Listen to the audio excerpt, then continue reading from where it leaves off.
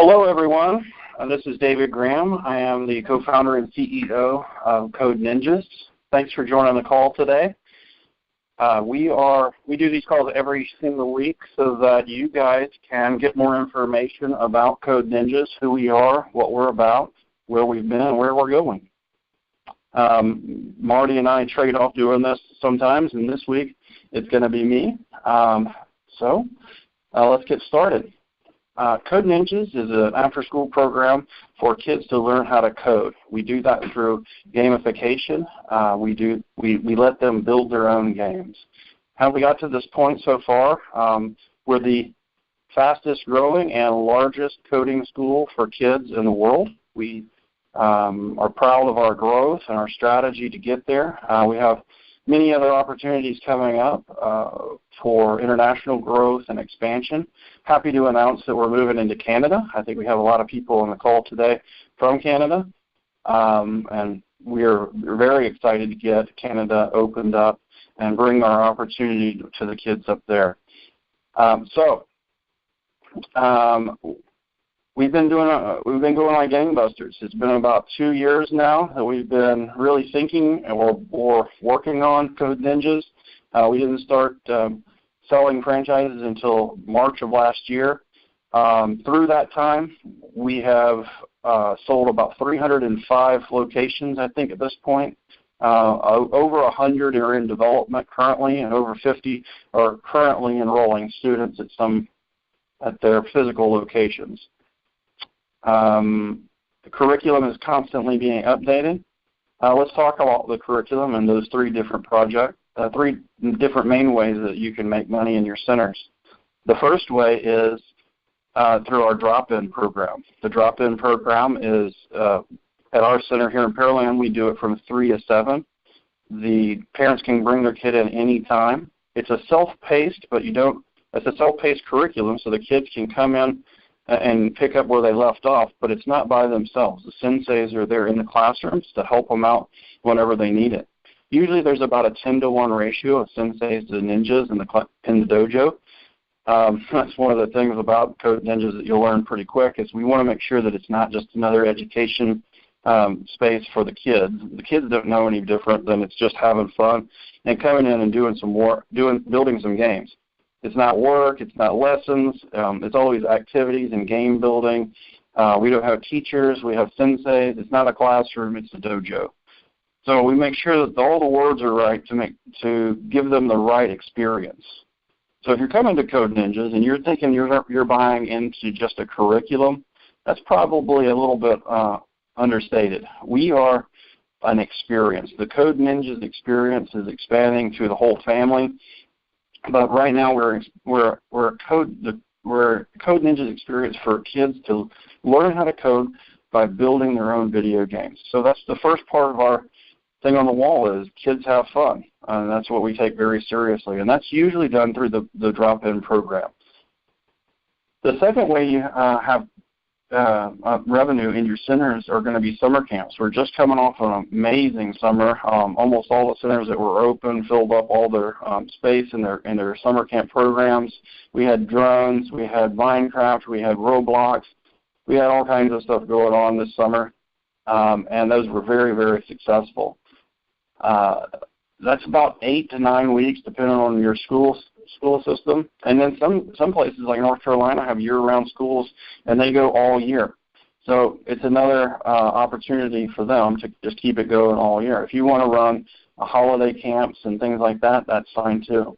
The way we do it in Pearland is we have a full-day camp, which is from 8 to 4, and then we have a half-day camp that's from 8 to 12. Those are the exact same campers in the same dojo with the same teacher, with the same senseis, but the full dayers just stay on a little bit extra and practice their skills that they learned during the morning until their parents can pick them up after work.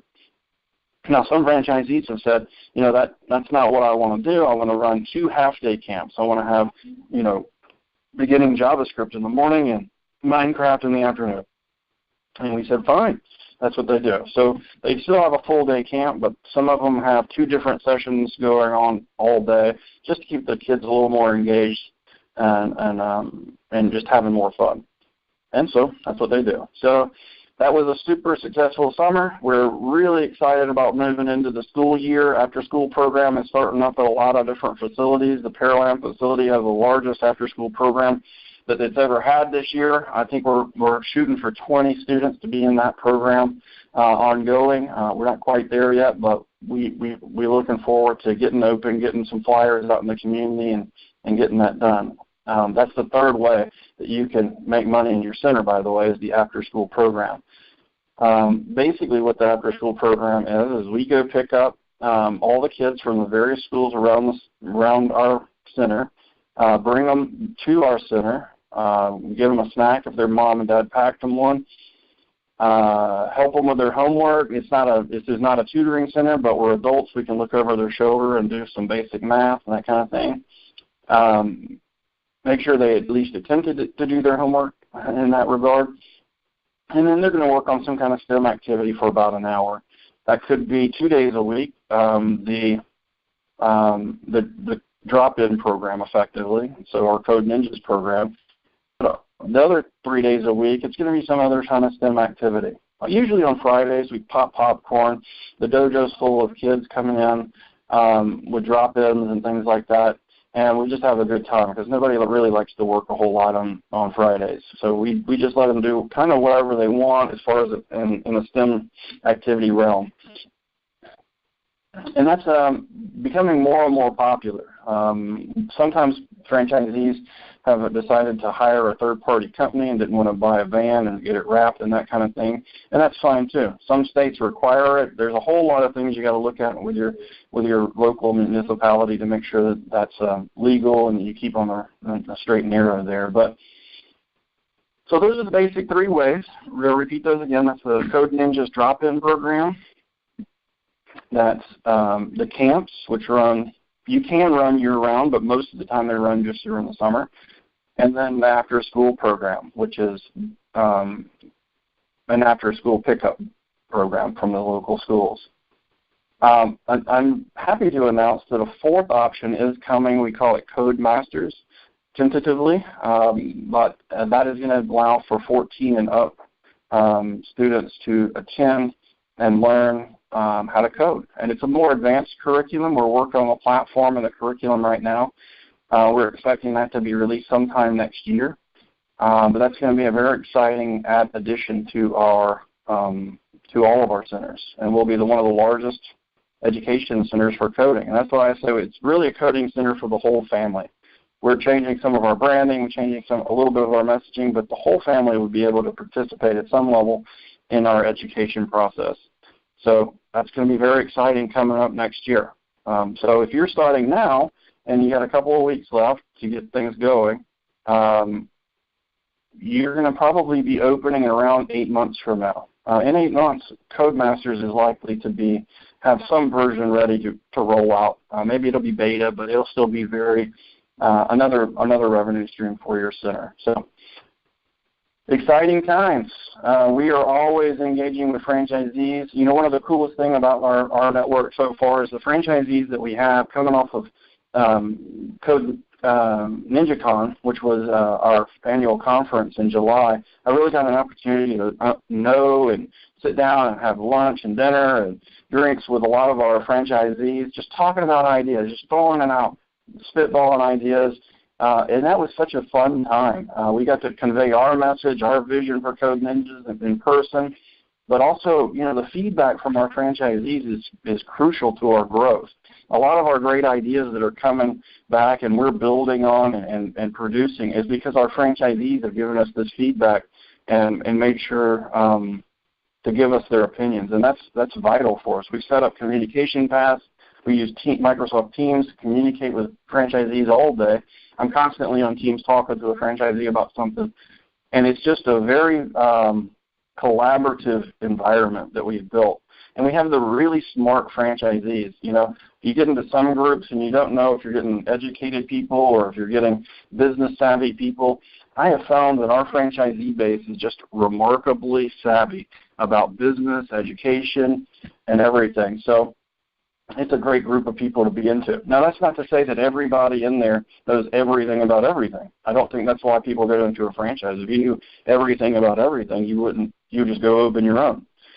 I think some people are really business focused. I think some people are really education focused. We got a lot of technology guys that are just technology guys.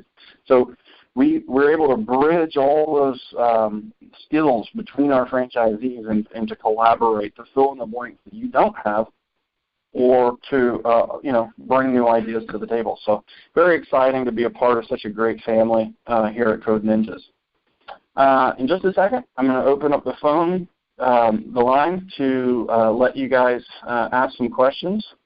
You'll hear a little message here in just a second.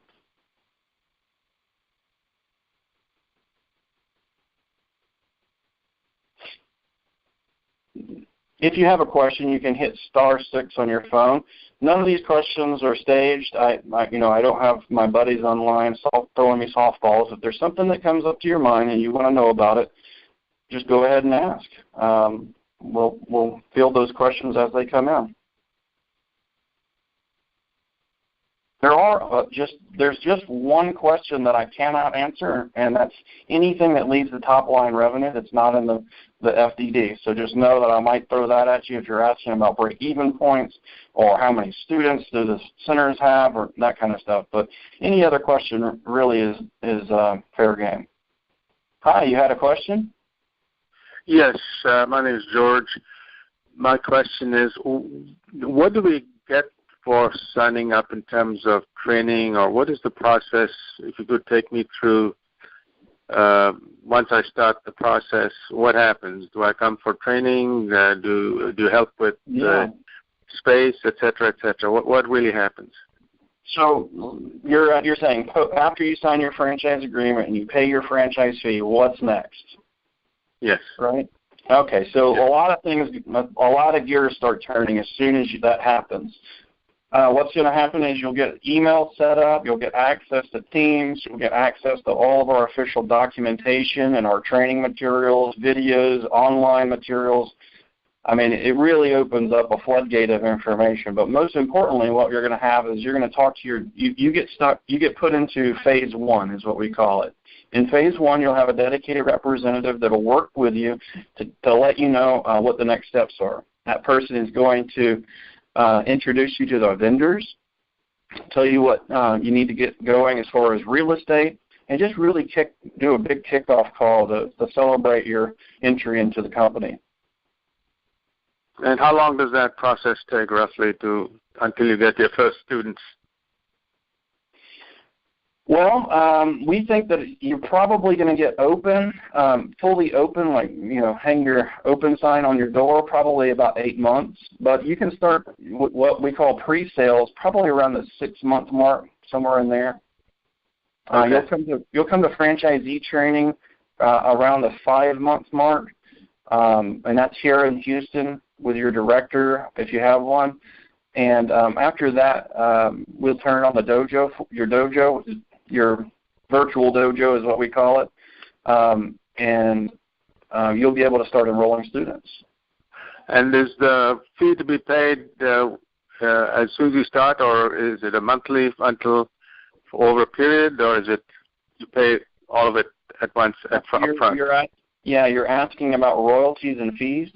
Is that what you're asking? Yeah, no, when you pay the fees, do I have to pay whatever? What was the fee, by the way? Some $300 or whatever? What was it?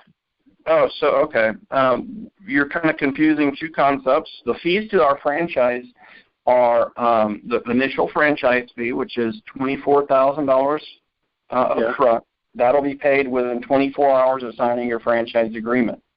Uh-huh. Okay. After that, what happens? You'll have. We are a royalty-based franchise, so all the royalties will be paid as you sell. So until you start selling, you won't pay that royalty. There is a $110 technology email and website hosting fee that starts the month after you sign your franchise fee, and that's $110 a month. But other than that, you won't be paying us anything. So the initial fee is just to repeat, the initial fee is the $24,000 plus plus small amounts for software, etc. But then after I open, there's some percentage as royalties that I have to pay back to you, right? Or, well, not necessarily open, but as soon as you start selling. That's all outlined in the FDD. If you want to really get into the minutia of that, I recommend you get with your franchise development person, Marty or Jeff. If you haven't done that yet, you need to reach out to them. You can reach out to Marty. It's MARTY at codeninjas.com. Okay. I'm just not super familiar with all the minutia of how the fees start rolling out. I know there's a few different little things if you miss your deadlines and stuff like that. I'm not real super sure about. I just don't want to mislead you. And what is the average cost that you can expect from a student? I mean, typical for that goes into that top line revenue. The average drop-in pricing that we have right now is about $225 across the country. That's $225 on a month-to-month plan. Yeah, so there's a lot of different ways you can sell the program. You can sell paid in fulls. You can do month-to-month. But the average across the country is $225. It's $225 per month per student. Is that what you said? Yes, $225 per month per student for the drop-in. Okay. Correct. And the summer programs, etc., of course, will be charged differently. Correct. Those will be 1 week only, and then they're kind of one-time paid in full, one-hit wonder kind of deal. So, but we use those to convert people into drop-ins as well. So those are, if it's not already a drop-in student, we'll give them a voucher to apply their summer camp fees to their first month and things like that. So it's a segue. If I talk to Marty or whoever, can I get some idea, obviously this is not the right place to do it, about expected revenues and expenses and financial the profit? No. Okay. I'll just be flat out with you. That is not allowed by federal law. We can't tell you anything that's not in the FDD. So what I would say is you need to talk to Marty or Jeff. They're going to send you the FDD. There's a thing called an item 19 in the FDD. It tells you everything that we can tell you about revenue in that FDD. Okay? Okay. And running the business is completely up to me in terms of space and running the organization, etc. I would say that we give you a lot of latitude in as far as where you want to go, but we do have very strict requirements as far as look and feel and where you can put it as far as retail space. We are very much a part of that whole process as you grow your business. And do you protect our whatever territory I get? Would you protect that territory exclusively for? Okay, all right. Yeah. Good, thank you. Okay, good, thank you. That was the set of questions. Thank you for the call. Hi, you had a question? Yes, I have. My question was partly answered. It's $24,000 to start. And what about computers and things like that? Yeah, that's the franchise. The total cost to open ranges from about $110,000 to $325,000. It really depends on a whole lot of options that you have the kind of authority to pick and choose what you want to add. For example, we have a concept called a Dojo to Go, which is a 28-foot trailer that you can do birthday parties and other edutainment events. That's a totally optional add-on, and it costs about $100,000. So there's a lot of different options in there, and we can talk about those in detail if you call Marty or Jeff, okay? Okay. Do you have any other questions? No. Okay, great. Thanks a lot for the call.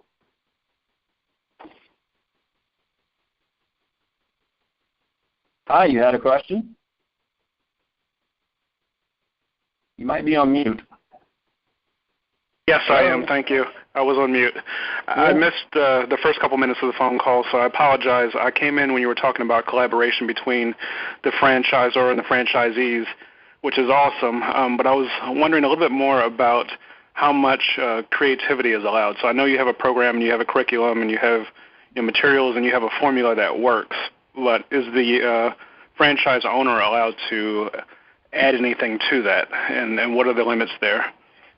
We don't allow the franchise owner to add anything that is not approved. So let me give you an example. One of our franchisees came to us and said, I really want to add a drone program. I have the manufacturer. I have a curriculum built out. I have everything that I think we need in order to do this. And so what we did was we let him run a pilot for the drone program. We got his feedback, got parents' feedback, got the kids' feedback. We went to the manufacturer and made sure the manufacturer could handle a national rollout. And then after we got all of that together, we used our buying power to make sure that our franchisees could buy those drones at a cheaper price than anybody else in the country. And so there's a lot that goes into it, and we want consistency across the country. So the answer to your question is we do want our franchisees to have liberty in bringing new programs to Code Ninjas, but you cannot just arbitrarily start teaching something on your own. Does that make sense? It does make sense. I guess part of my imagination was wondering about off-site competitions. Like if your Code Ninja students wanted to, form a team and participate in a competition, is something like that allowed? Absolutely, yeah. I think as long as you don't take our curriculum outside of the dojo, we would love to see you engage with your community in every way possible. And if it was a coding competition, would any sort of branding, I guess all branding would have to be held separate? No, we wanted you to put that logo on everything you've ever owned. And so we have some branding guidelines that will steer you in the right direction in that regard. I think you got some great ideas, and it sounds really cool. I think what you need to do is, once you become a franchisee, it'll be a little more apparent. But, most people start thinking about these kinds of ideas, and they don't know exactly what we offer yet. And so I think you got to kind of get a handle of what we already offer, get really good at what we offer, and then we can always add to that. You get what I mean? I think great ideas come from all kinds of places. Let's really focus in, hone in, get my output, put the blinders on, get the drop-in going, get the summer camps rolling, get a director in there, make some money. Then we can start adding some amazing things to your program. Okay? Got it.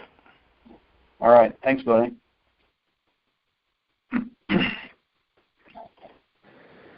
Hi, guys. Thanks for the call. Just curious, you're growing pretty quickly, and how is your development team? Have you scaled that up ahead of this? Are you staffed accordingly because you're growing quickly in many jurisdictions? So obviously people sometimes becomes a constraint when it comes to developing that many franchises. Yeah, that's a great question. So we have a lot of data analytics that help us know when tickets aren't getting closed in time, that kind of stuff. So I'm a huge data nerd. I've been a nerd for a long time, and data is my thing. So we look at those inflection points whenever we see we've added more people than our current support staff could probably handle, or where we're going at least. We try to get ahead of it, and we start hiring. We're always hiring, first of all. We're always looking for great people. And so most of the time we have a little bit overstaffed. We keep a large contingent and a kind of a bench, so to speak, of people that we know that we can bring on that want to work with us. And one of the cool things about being so big and growing so fast is we get a lot of notoriety for it, and people want to be on board with that. Whenever the train starts going, people want to jump on and be a part of it. And so that's what we're seeing. A lot of great resources, a lot of great people are trying to be a part of Code Ninjas right now, both in the franchisee world, but also in the kind of just the support and development side too. Thanks. Yep.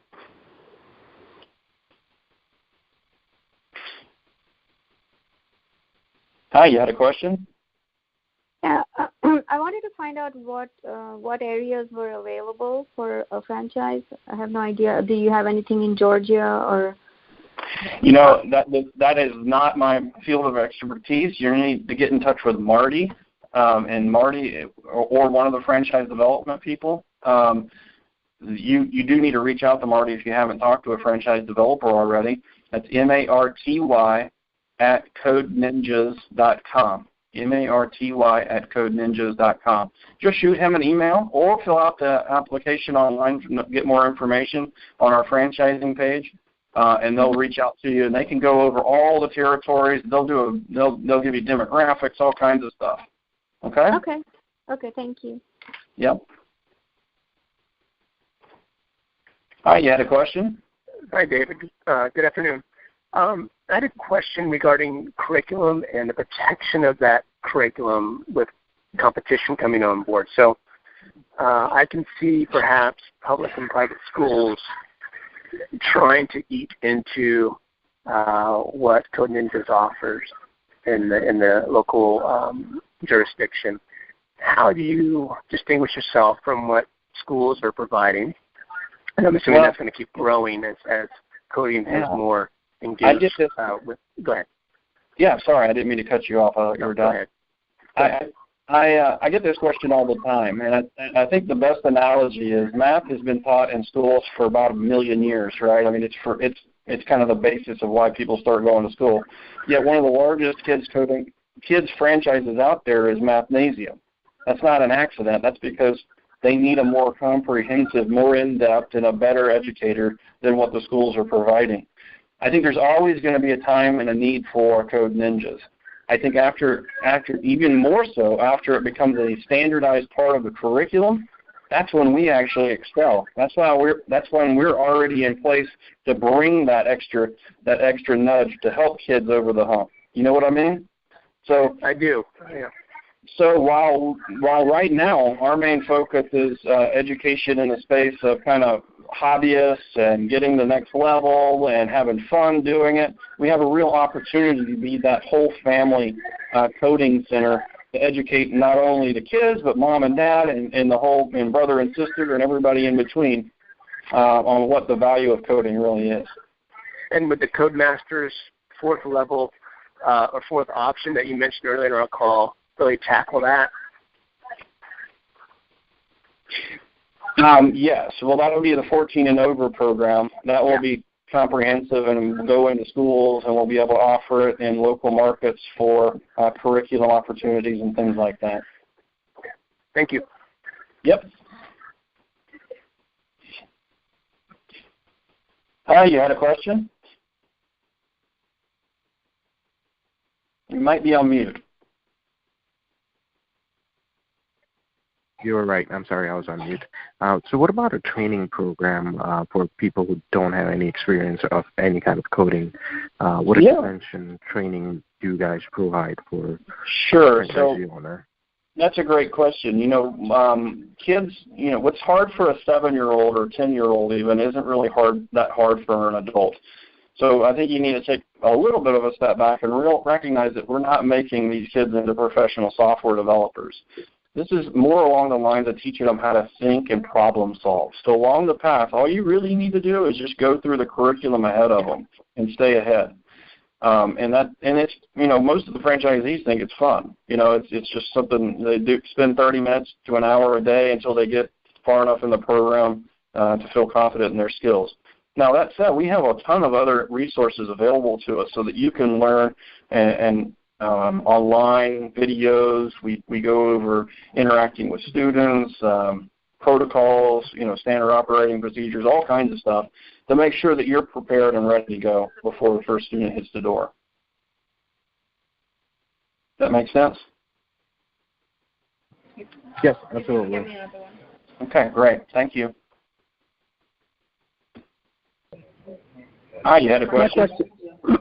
Yes, my question is, the home office is in Houston?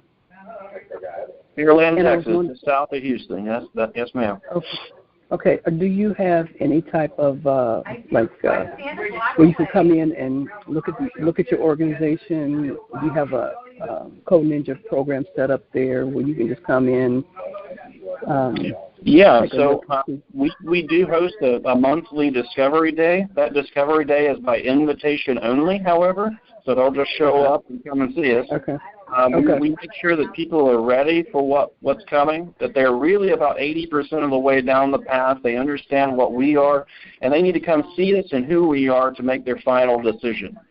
So Marty and Jeff will invite you after we've done a little bit of preliminary paperwork and checked out, and you've got most of your answers to your questions, okay? But yeah, okay. Every Thank single you.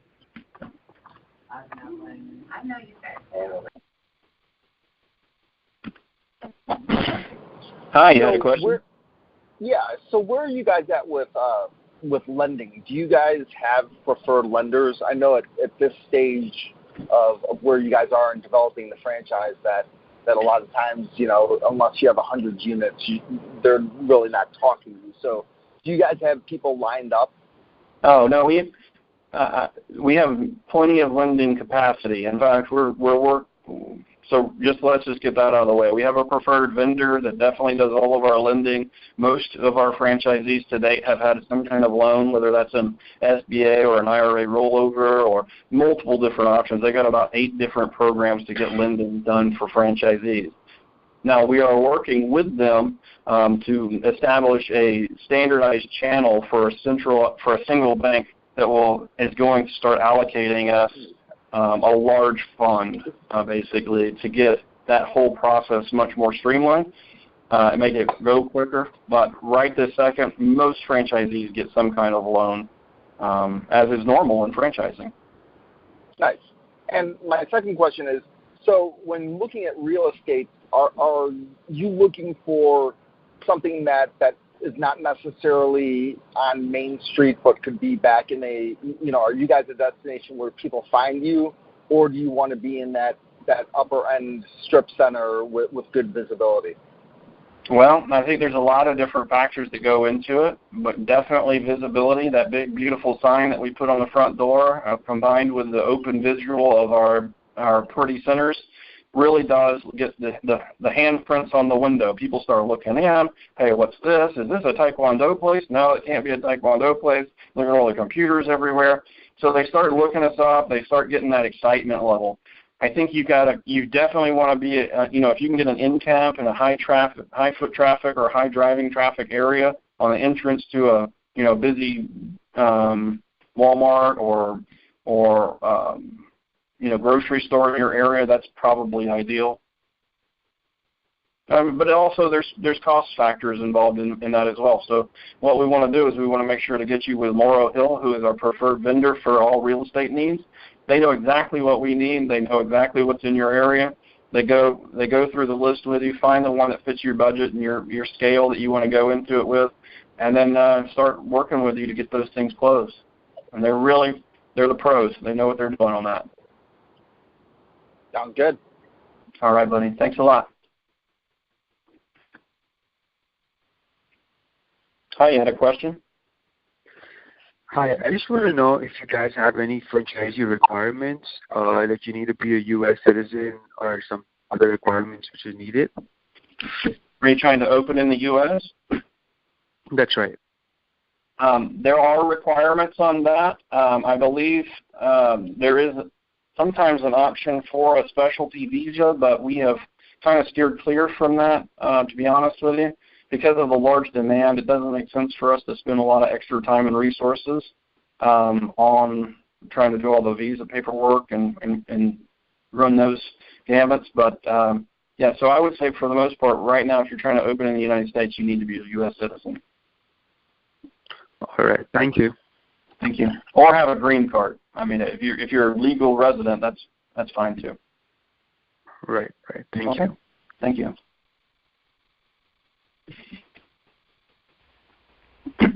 Hi. I was just curious about the possibility, or have you guys already started some sort of program where you have a private open source where franchisees who are qualified or perhaps even advanced students could contribute to your code base? That's something that we thought about, and our program is built in such a way that they could share it with us. at this time, we're not really looking for external input into that in that particular manner. We're not trying to open source our curriculum.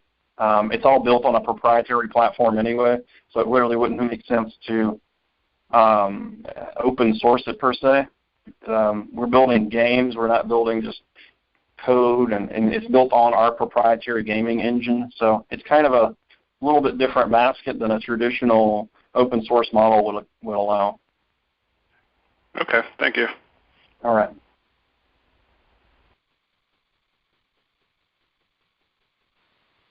Hi, you had a question? Yeah, hi. I have two questions. First one is, in a typical Code Ninjas center, how many staff, employees should be hired? So the staff looks something like this. You'll have a director. That can be you. The owners often are directors. About 50% of our owners are directors of their centers. Okay. Then you're going to have some senseis. When you start, you'll probably have 2 senseis, maybe 3. You might, if you do a really big pre-sale, you're going to need a lot more than that, and that's what we hope for, and quite a few franchisees have. But you'll get senseis from your local high school. They're going to be seniors in high school, or maybe your local community college, some kind of computer science person that is at your student at the local colleges. These guys are going to go through the program. They're going to go through all of our training materials and then be ready to teach pretty quickly. So as far as those go, you want to keep about a 10-to-1 ratio of the students that can show up at any one time. The way you know how many students can show up at one time is we basically say that every chair in your facility represents 5 drop-in students. And that's pretty consistent across the country that we've seen so far, that we never really see more than about 20% of your students show up at exactly the same time. And so let's say you had 100 students, just for easy math. 20 of them might show up at a single time. That means you need 2 senseis on staff for that day. Does that make sense? Yeah. Okay. And in addition to that, in the summertime, you might want to have an assistant director that can help with opening and closing duties. That's going to be like a lead sensei. They'll kind of float between the front desk and the dojo to make sure that you have some coverage and some maturity on staff, even when your director can't be there, because it's longer hours during the summer. Right. And do you guys help in hiring those high school students or helpers? Or it's really going to be up to you. Ultimately, that's up to you. We do give you a few job descriptions that give you a kind of a template to start with. There's something called there's a federal law that prohibits us from actually getting too far into the weeds on how you hire or what you pay them, that kind of stuff. It's called joint employer. We're actually trying to get that overturned right now as a kind of a franchising industry effort. But as of right now, it's kind of hard for us to give you a whole lot of help in that environment. But we do give you as much as we possibly can. All right. Yeah. And, the other franchisees can help out where we can't. So a lot of the franchisees have already been through this. They know exactly where to go, what they did, and they posted all that on our different forums and channels, and you can just read up on what they did. All right. Thank you. Yep.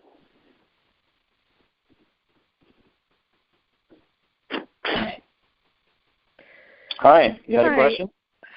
I did. I had a question about merchandising.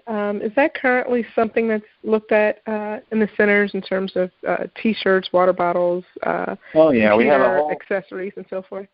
Yep, we have a ton of different swag items. They're all branded, and you can buy them through a custom portal that we've built for our franchisees. Okay. Great. Do you happen to have, or maybe this might be a question for Marty or Jeff, any type of numbers, or at least a percentage of what is made from merchandising in terms of profit? Yeah, that would be one of those questions we cannot answer because we did not put that in the FDD. Gotcha. Okay. All right. Thank you. Thank you. Yes, this is a follow-up to that answer you gave about 20% people showing up. Is that people just show up at random, or do you, is there a schedule sheet where they have to sign up and they show up at that time? How does that work? People just show up at random. It's part of our benefit to our parents that they live busy lives. They want to just show up and come in and do whatever they got to do when they have an hour that's fitted in. So they show up at 4:43 and stay to 5:43. So be it. You know, that's the way it goes. Okay, thank you. And that's super. That's a huge selling point over our competition, by the way. Yeah, I agree. That's a good way to run this business. Thank you.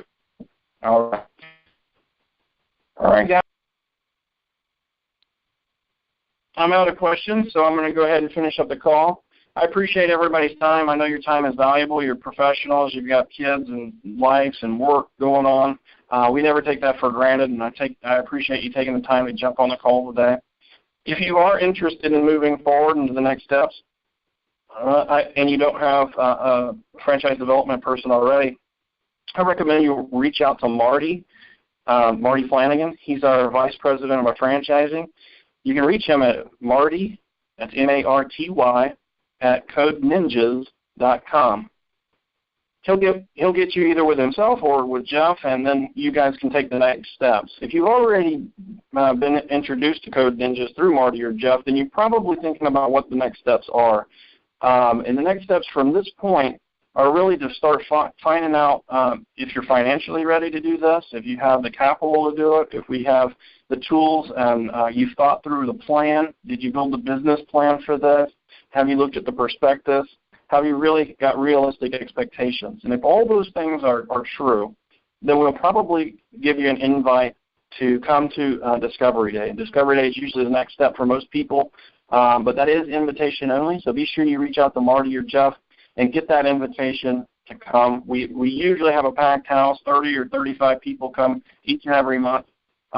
We're actually considering how we're going to do this whenever Canadians get on board as well. So we may have another one going on up in Minnesota to give you another opportunity to come in and a little bit closer to home. But if you have any questions, reach out to Marty. I appreciate your time, and we'll talk to you next time. See you later. Bye-bye.